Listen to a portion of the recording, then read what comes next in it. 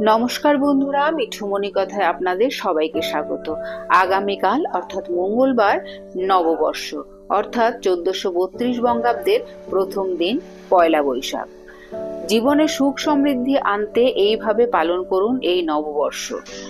নববর্ষ মানেই বাঙালির ঘরে উৎসবের আমেজ, নতুন পোশাক পরে হালখাতায় বেরোনো, মন্দিরে পুজো দিতে যাওয়া, পরিবারের সঙ্গে নৈশভোজ ইত্যাদির মধ্যে দিয়েই কাটে বাঙালি। তবে চাকরিজীবী ও ব্যবসায়ীদের মধ্যে এই দিনটি সামান্য ফারাক রয়েছে, কারণ ব্যবসার পুঁজিকে একত্রিত করতে বছরে একবার খাতা পুজো করে থাকেন ছোট বড় সমস্ত ব্যবসায়ী, আর নববর্ষে সেই হালখাতার সূচনা হয়।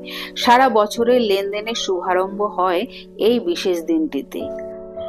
গণেশ ও মা লক্ষ্মীর পুজো দিয়ে বছরের শুভ সূচনা করে থাকেন ব্যবসায়ীরা। বিশ্বাস, এতে ব্যবসা শ্রীবৃদ্ধি হয়।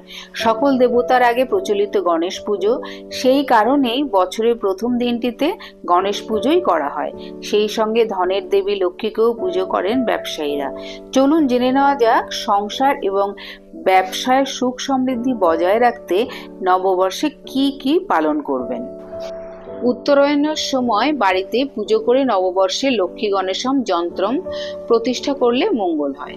বাড়িতে দিনভর ঈশ্বরের নাম সংকীর্তন করতে পারলে সংসারে সুখ ও শান্তি বজায় থাকবে। মনস্কামনা পূরণ করতে পুজোতে যজ্ঞ আহুতি করুন ও বাড়ির চারিদিকে শান্তির জল ছেটান, এতে অশুভ শক্তি দূরে থাকে। পয়লা বৈশাখে কালো সুতো বা কালো কার ছেলেদের ডান হাতে ও মেয়েদের বাম হাতে বাঁধতে পারলে গুপ্ত শত্রুর হাত থেকে মুক্তি ও শনিদেবের কুপ্রভাব অনেকটাই দূরে থাকা সম্ভব। পাশাপাশি শারীরিক অসুস্থতাও কাটিয়ে ওঠা যায়।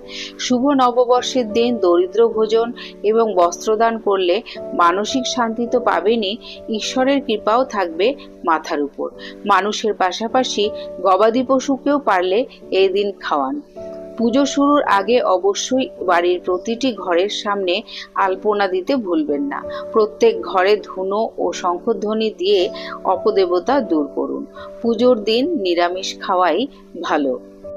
পয়লা বৈশাখের দিন লক্ষ্মী গণেশের পুজো হয়ে যাওয়ার পর পুজোর পরের দিন ওই পুজোর একটি ফুল টাকা রাখার জায়গায় রেখে দিন। আর্থিক উন্নতি হবে। দোকানে পুজো হলে ক্যাশ বাক্সে রাখবেন এবং বাড়িতে পুজো হলে আলমারিতে রাখবেন।